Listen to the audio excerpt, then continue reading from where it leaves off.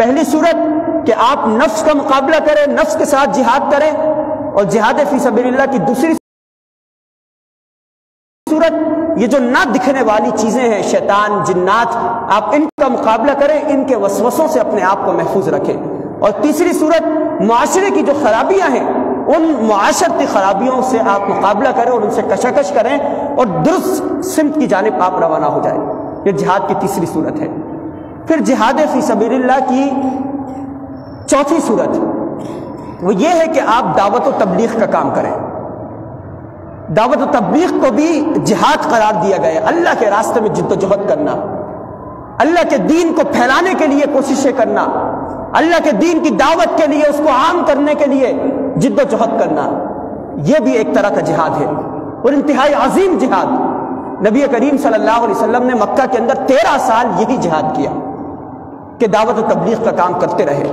پھر جب آپ دعوت و تبلیغ کا کام کریں گے تو اس میں بھی آپ کو 3 مراحل کا سامنا ہوگا۔ 3 مراحل۔ پہلا مرحلہ کہ آپ کا سامنا ان افراد سے ہوگا کہ جو اہل علم افراد ہوں گے، علم رکھنے والے اور عقل پرست ہوں گے، ہر بات کو عقل کے اوپر پرکھنے والے، ہر حدیث کو عقل کے اوپر پرکھنے والے۔ اگر آپ نے ان کی عقل کو مطمئن نہیں کیا تو آپ کی دعوت وہ بیکار جائے گی، آپ کی تبلیغ وہ ضائع ہو جائے گی۔ لہذا پہلا مرحلہ یہ ہوتا ہے کہ آپ علم کے اندر مالا مال ہو جائیں، علم کے ہتھیار سے لیس ہو جائیں، اتنا علم حاصل کریں کہ آپ کا مد مقابل جو ہے، جس کو آپ دعوت دے رہے ہیں، جس کو آپ تبلیغ کر رہے ہیں، اگر وہ آپ سے قرآن کے اوپر کوئی اعتراض کرے، آپ کے سامنے حدیث کے اوپر اعتراض کرے، اللہ کے اوپر اعتراض کرے، تو آپ اس کے اعتراض کا جواب دے سکیں۔ اتنا علم ہر مبلغ کے پاس ہونا چاہیے، ہر داعی کے پاس ہونا چاہیے۔ اگر کسی کے پاس اتنا علم نہیں ہے تو اس کو تبلیغ سے پیچھے ہٹ جانا چاہیے۔ یہ میدان تبلیغ اس کے لیے نہیں ہے کہ شیطانی قوتیں، باطل قوتیں وہ اس کے سامنے اعتراضات پیش کرتے چلے جائیں اور وہ خاموشی اختیار کر لیں، بلکہ پہلا مرحلہ یہ ہے، فرمایا کہ ادعو الی سبیل ربک بالحکمہ، کہ اپنے رب کے راستے کی طرف دعوت دو، حکمت کے ساتھ دعوت دو۔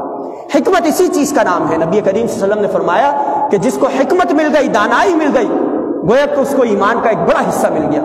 تو حکمت اسی چیز کا نام ہے کہ آپ کے پاس علم ہو، آپ علم سے مالا مال ہو۔ مثلا کوئی شخص اگر ڈاکٹر بننا چاہے تو وہ کئی سال پڑھنے میں لگا دیتا ہے، 10 سال 15 سال، اور پھر جا کر وہ لوگوں کا علاج کرنا شروع کرتا ہے۔ اگر کوئی بلڈر بننا چاہے، اس کو آپ کہیں کہ بھائی جا کے پل بناؤ، کوئی بڑی عمارت بناؤ، تو وہ اس وقت تک نہیں بنائے گا کہ جب تک وہ سیکھ نہ لے، کئی سال وہ اس کو سیکھنے کے اندر لگا دیتا ہے۔ تو اسی طرح اگر کوئی مبلغ بننا چاہے، داعی بننا چاہے، اس کے لیے بھی یہ ضروری ہے کہ پہلے اپنے آپ کو علم کے اندر پختہ کرے۔ جب علم اس کے پاس آ جائے پھر وہ میدان دعوت کے اندر چلا جائے اور لوگوں کو دعوت دینا شروع کر دے، ورنہ وہ اس میدان سے پیچھے رہے۔ اس کا یہ کام نہیں ہے کہ وہ دعوت و تبلیغ کا کام کرے۔ تو بالحکمہ، حکمت کے ساتھ آپ ایسی دلیل اختیار کریں کہ جو دلیل سے بات سمجھتا ہو آپ اس کو دلیل سے بات دیں، اس کو دلیل سے جواب دیں۔ دوسرا والموعظۃ الحسنہ، کہ آپ کی بات کے اندر نرمی ہونی چاہیے۔ جہاد فی سبیل اللہ اگر آپ دعوت و تبلیغ سے کریں تو آپ کی بات کے اندر نرمی ہونی چاہیے۔ والموعظۃ الحسنہ، آپ اچھی نصیحتیں لوگوں کو کریں، اور لوگوں کے اندر ایسے لوگ بھی موجود ہوتے ہیں کہ آپ ان کو اگر نصیحت کریں تو قبول کرتے ہیں۔ تو موعظہ حسنہ، آپ کی بات میں نرمی ہو، آپ کی زبان کے اندر محبت کے الفاظ آپ کی زبان سے جاری ہو رہے ہوں، آپ لوگوں کے ہمدرد بن جائیں، آپ ان کے دل کے جو پریشانیاں ہیں آپ ان کی ان پریشانیوں کو سنیں اور ان کو جواب دیں اور ان مسائل کو حل کرنے کی کوشش کریں۔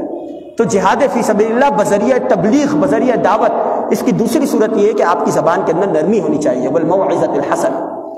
اور اس کی تیسری صورت وہ یہ ہے کہ وجادلہم باللتی ہی احسن، کہ بعض لوگ ایسے بھی ہوتے ہیں کہ جن کے پاس بے پناہ علم ہوتا ہے اور وہ مناظرہ باز ہوتے ہیں، مناظرے کے بغیر ان کو کوئی بات سمجھ میں نہیں آتی۔ تو داعی کے پاس ایسا علم ہونا چاہیے کہ وہ مناظرے کے لیے بھی تیار ہو جائے، ایسی دلیلیں لے کر آئے کہ اگلے کی عقل کو وہ لاجواب کر دے اور اگلا بندہ فوراً اس کی بات کو لاجواب ہو کر تسلیم کر لے۔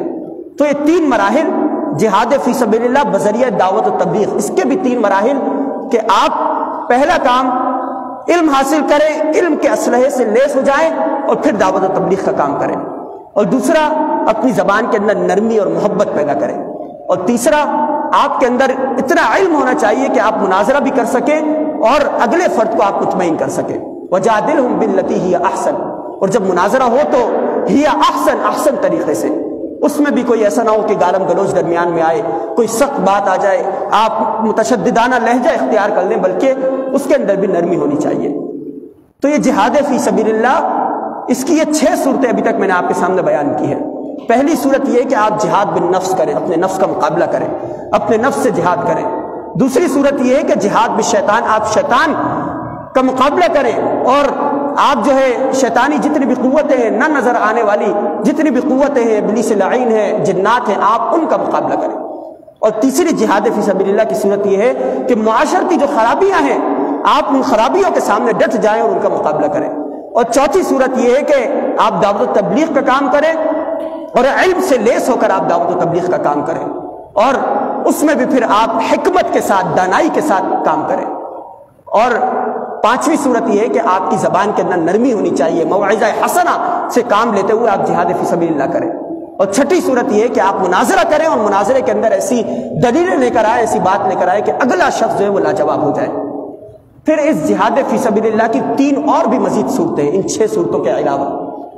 وہ 3 صورتیں اس بات کے تحت آتی ہیں کہ آپ جو ہے کسی نظام کے خلاف کھڑے ہو جائیں، آپ نے نظریہ اختیار کیا، نظریہ ایمان کو اپنایا، عقیدے کو اپنایا کہ اللہ کے علاوہ کوئی معبود نہیں، ہمیں آخرت میں جمع ہونا ہے، حساب و کتاب کا مرحلہ ہونا ہے، اور جنت یا جہنم کے اندر بھیجا جانا ہے، اور انبیاء علیہ الصلوۃ والسلام ہدایت کے لیے آئے اور ہمیں ان کے اوپر ایمان لے کر آنا ہے۔ تو آپ اس نظریہ ایمان کو لے کر اٹھیں اور مخالف اور باطل نظام سے ٹکرا جائیں، یہ بھی جہاد فی سبیل اللہ ہے۔ جب آپ باطل نظام سے ٹکرائیں گے تو اس کی بھی پھر 3 صورتیں ہیں۔ پہلی صورت کہ جب آپ باطل کے خلاف بات کریں گے، اس کے خلاف کوئی کام کرنے کی کوشش کریں گے، تو باطل آپ کو دبانے کی کوشش کرے گا۔ کفریہ قوتیں، یہود و نصارہ، وہ آپ کو تہس نہس کرنے کی کوشش کریں گے، اور آپ کا نام و نشان صفحہ ہستی سے مٹانے کی کوشش کریں گے۔ تو آپ کا کام یہ ہوگا کہ آپ صبر محض سے کام لیں اور اپنی افرادی قوت کو بڑھانے کی کوشش کریں، کیونکہ جب افراد مختصر ہوں، انتہائی کم افراد ہوں، اور وہ کسی اچھے نظام کو لے کر کھڑے ہو جائیں، تو جو باطل قوت ہے وہ ان کو کچل کر رکھ دیں گی، اور وہ چند افراد اس قوت کا مقابلہ نہیں کر سکیں گے۔ لہذا پہلا کام کہ آپ افرادی قوت کو بڑھائیں، جہاد فی سبیل اللہ افرادی قوت کو بڑھانے کے لیے کریں، اور صبر محض سے کام لیں۔ نبی کریم صلی اللہ علیہ وسلم 13 سال مکہ کے اندر رہتے ہیں۔ سیرت کا مطالعہ کریں، 13 سال کا عرصہ کس طرح گزرتا ہے۔ حضرت عمار رضی اللہ عنہ کے والد ہیں حضرت یاسر رضی اللہ عنہ، ان کو شہید کر دیا جاتا ہے۔ ان کی اہلیہ ہیں حضرت سمیہ رضی اللہ عنہ، حضرت یاسر کی اہلیہ، ان کو شہید کر دیا جاتا ہے۔ نبی کریم صلی اللہ علیہ وسلم دیکھتے ہیں کہ ان کے ارد گرد جو صحابہ موجود ہیں انتہائی کم ہیں، ان کی افرادی قوت انتہائی مختصر ہے، تو کوئی بھی صحابی اور نبی کریم صلی اللہ علیہ وسلم جوابی کارروائی نہیں کرتے، صبر بحث سے کام لیتے، صبر کے ساتھ۔ نبی کریم صلی اللہ علیہ وسلم کے صحابہ کو حضرت بلال حبشی رضی اللہ تعالیٰ عنہ کو اذیت دی جاتی ہے، حضرت خباب بن ارت رضی اللہ تعالیٰ عنہ کو کس طریقے سے اذیت دی جاتی ہے، دیگر صحابہ کرام کو، لیکن نبی کریم صلی اللہ علیہ وسلم اور صحابہ کرام خاموشی اختیار کرتے ہیں اور صبر محض سے کام لیتے، کوئی جوابی کارروائی اور مقابلہ وہ نہیں کرتے، کیونکہ ان کو معلوم ہے کہ ہماری افرادی قوت ابھی مختصر ہے۔ نبی کریم صلی اللہ علیہ وسلم کو 3 سال کا عرصہ اور صحابہ کرام کو شعب ابی طالب کی گھاٹی کے اندر محصور کر دیا جاتا ہے، بائیکاٹ کر دیا جاتا ہے، کھانے پینے کے لیے کوئی چیز میسر نہیں ہے، لیکن آپ علیہ الصلوۃ والسلام اور صحابہ صبر سے کام لیتے اور خاموشی اختیار کرتے ہیں۔ تو یہ جہاد فی سبیل اللہ کی 7ویں صورت ہے کہ آپ جب کسی نظام سے ٹکرائیں تو پہلا مرحلہ یہ ہے کہ آپ صبر محض سے کام لیں اور اپنی افرادی قوت کو بڑھائیں۔ جب 13 سال نبی کریم صلی اللہ علیہ وسلم نے افرادی قوت میں اضافہ کیا تو پھر دوسرے مرحلے کی طرف گئے۔ وہ مرحلہ یہ تھا کہ آپ علیہ الصلوۃ والسلام نے اقدامی جہاد کیا۔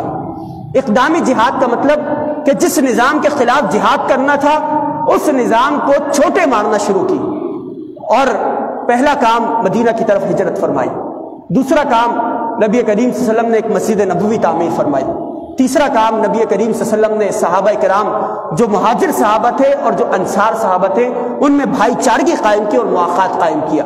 یہ جو کفریہ نظام تھا، کفریہ طاقتیں تھیں، وہ یہ سارے منظر دیکھ رہی تھی اور مستقبل کی طرف ان کی نگاہیں تھی کہ یہ جو صورتحال ہے یہ ہمارے لیے خطرناک صورتحال ہے. یعنی آپ علیہ الصلوۃ والسلام چھوٹے مار رہے ہیں ان کو. پھر چوتھا کام آپ علیہ الصلوۃ والسلام نے یہ کیا کہ یہ حکم دیا کہ جتنے بھی مسلمان ہیں یہ سب کے سب برابر ہیں، چاہے غلام ہو چاہے آزاد ہو، سب کے حقوق مساوی ہیں اور برابر ہیں.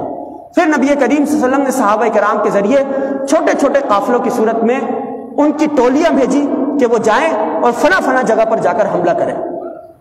اگر کہیں سے کوئی قافلہ گزر رہا ہوتا تو نبی کریم صلی اللہ علیہ وسلم کو صحابہ کو بھیج دیتے کہ جاؤ اور ان کے اوپر حملہ کرو. یہ غزوہ بدر سے پہلے کے واقعات. تو دوسرا مرحلہ یہ آتا ہے کہ جب آپ کسی نظام سے ٹکراتے ہیں صبر محض کے بعد کہ آپ اقدامی جہاد کرنا شروع کریں، آپ ان کو چھوٹے مارنا شروع کریں. اور پھر تیسرا مرحلہ وہ یہ آتا ہے کہ آپ ان کے خلاف کھڑے ہو جائیں اور قتال فی سبیل اللہ کریں. آپ ان سے میدان جنگ کے اندر جا کر مقابلہ کریں اور ان کو تہس نہس کر دیں اور ان کا خاتمہ کر دیں. وقاتلوا فی سبیل اللہ، اللہ کے راستے میں قتال کرو. حتی لا تکون فتنہ، یہاں تک کہ فتنہ باقی نہ رہے اور فتنے کا خاتمہ ہو جائے. اور ویکون الدین کلہ للہ، اور پورا کا پورا دین وہ صرف اور صرف اللہ کے لیے ہو جائے، پورا کا پورا نظام صرف اور صرف اللہ کا ہو جائے.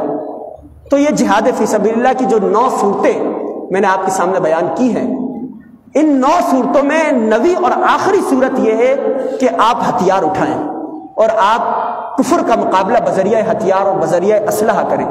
اس کے علاوہ جو 8 صورتیں ہیں وہ ساری صورتیں وہ الگ ہیں.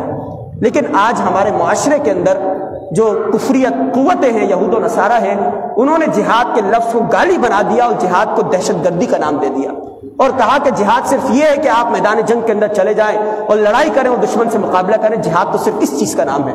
اور اس نظریے کو پھیلا کر انہوں نے جہاد کے اوپر پابندی لگا دی. حالانکہ جہاد نبی کریم صلی اللہ علیہ وسلم کی تعلیمات کے مطابق یہ اس کا 9واں مرحلہ ہے کہ آپ قتال فی سبیل اللہ کا کام کریں. پہلے 8 مراحل سے آپ گزرے، پھر 9واں یہ مرحلہ آتا ہے. تو یہ 9 مرحلے یہ بیان کر کے میں اپنی گفتگو مکمل کرتا ہوں. اس کا خلاصہ کہ پہلا جہاد یہ ہے کہ آپ اپنے نفس کے خلاف جہاد کریں، جہاد بالنفس کریں، نفس امارہ کو دبائیں، نفس لوامہ کو دبائیں اور اپنے نفس کو نفس مطمئنہ بنائیں. دوسرا جہاد یہ ہے کہ جتنی بھی شیطانی قوتیں ہیں، یہ جو شیطان ابلیس لعین ہے جسے احادیث کے اندر اور تفاسیر کے اندر عزازیل کہا جاتا ہے کہ شیطان کا جو نام تھا وہ عزازیل تھا، ابلیس کا نام. تو عزازیل کا مقابلہ ہمیں کرنا ہے اور جہاد جو ہے اس کے ساتھ کرنا ہے، جنات کے ساتھ جہاد کرنا ہے. کہ نبی کریم صلی اللہ علیہ وسلم نے فرمایا کہ شیطان اور شیطانی قوتیں یہ انسان کے رگوں کے اندر خون کی طرح تیزی سے دوڑتی ہیں. تو یہ جہاد کی دوسری صورت ہے. پھر جہاد کی تیسری صورت یہ ہے کہ معاشرے کی جو خرابیاں آپ کے سمت بڑھ رہی ہیں، آپ ان خرابیوں کا مقابلہ کریں اور آپ اپنے آپ کو درست عقیدے کے مطابق کہ ایک اللہ ہے، اللہ کے سوا کوئی معبود نہیں، کوئی اس کے سوائے شریک نہیں، اور ہمیں آخرت میں اللہ کے حضور حاضر ہونا ہے اور انبیاء علیہ السلام پر ایمان لانا ہے. تو آپ تیسری جہاد کی صورت یہ ہے کہ معاشرے کی خرابیوں کا مقابلہ کریں. پھر جہاد فی سبیل اللہ کی چوتھی صورت یہ ہے کہ آپ اسلحے سے، علم کے اسلحے سے لیس ہوں. آپ کے پاس ایسا علم موجود ہو کہ اگر آپ دعوت و تبلیغ کے میدان کے اندر جائیں اور دشمن آپ کے سامنے دلیل لے کر آئے کہ بھائی قرآن کے اندر یہ بات آئی ہے، یہ غلط ہے، حدیث کے اندر یہ بات آئی ہے، یہ غلط ہے، اور تمہارا اللہ یہ کہتا ہے یہ بات غلط ہے، تو آپ کے پاس ایسی دلیل ہونی چاہیے کہ آپ اس کی دلیل کا جواب دلیل سے اور بہتر دلیل سے دے سکیں. یہ جتنے بھی داعی ہیں، جتنے بھی مبلغ ہیں جو دعوت و تبلیغ کا کام کرنے والے ہیں، وہ بغور اس بات کو مد نظر رکھیں کہ داعی کے لیے ضروری ہے کہ اس کے پاس علم کا ہتھیار موجود ہو. صرف چند چیزیں جو ایمانیات پر مبنی ہے کہ نماز پڑھی جائے، روزہ رکھا جائے، ان چیزوں سے دعوت و تبلیغ کرنے کا کوئی فائدہ نہیں. اس سے انسان کلمہ تو سیکھ لے گا، اس سے انسان نماز کی طرف تو آ جائے گا، لیکن اس کے معاملات وہ درست نہیں ہو سکیں گے، اس کا عقیدہ وہ پختہ نہیں ہو سکے گا. لہذا علم کے ہتھیار سے لیس ہونا ہے کہ آج پوری دنیا کے اندر جو نظام چل رہا ہے اس کے اندر یہ دلیل کا نظام ہی ہے. جہاد جو ہے دلیل کے ذریعے زیادہ عام ہو چکا ہے. یہ جو سوشل میڈیا کا دور ہے، ایسے ایسے ملحدین، ایسے ایسے لوگ کھڑے ہو گئے ہیں کہ جو اسلام کے اوپر مسلسل شکوک و شبہات اور اعتراضات کرتے چلے جا رہے ہیں. تو آج داعی کے لیے اتنا زیادہ علم ضروری ہے کہ وہ ان کا مقابلہ بذریعہ دلیل کر سکے. پھر اس کی زبان کے اندر جہاد کی 5ویں صورت یہ ہے کہ موعظہ حسنہ بھی ہونی چاہیے اور نرمی اور پیار اور محبت بھی اس کی زبان کے اندر ہونا چاہیے۔ اور پھر جہاد کی 6ٹھی صورت یہ ہے کہ جب مناظرہ کے لیے پیش کیا جائے تو مناظرہ میں ایسی دلیل پیش کرے کہ اگلے بندے کو لاجواب کر دے۔ اور جہاد کی 7ویں صورت یہ ہے کہ صبر محض سے کام لے جب کسی نظام سے ٹکرا جائے، اور صبر محض سے کام لیتے ہوئے اپنی افرادی قوت کو بڑھائے۔ اور پھر جہاد کی 8ویں صورت وہ یہ ہے کہ اقدامی چوٹے مارنا اور اقدامی جہاد کرنا شروع کر دے اگلے نظام کے خلاف۔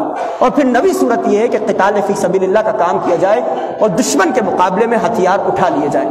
اللہ رب العالمین سے دعا ہے کہ ہمیں اپنے نفس کے خلاف بھی، شیطان کے خلاف بھی، معاشرے کی برائیوں کے خلاف بھی، یہ جو لوگ اسلام پر حملہ کر رہے ہیں، شکوک و شبہات اسلام کے حوالے سے پیدا کر رہے ہیں، ان کے خلاف بھی، اور یہ جو کفریہ نظام ہے اس کے خلاف بھی ہمیں جہاد کرنے کی توفیق عطا فرمائے۔ وآخر دعوانا الحمدللہ رب العالمین۔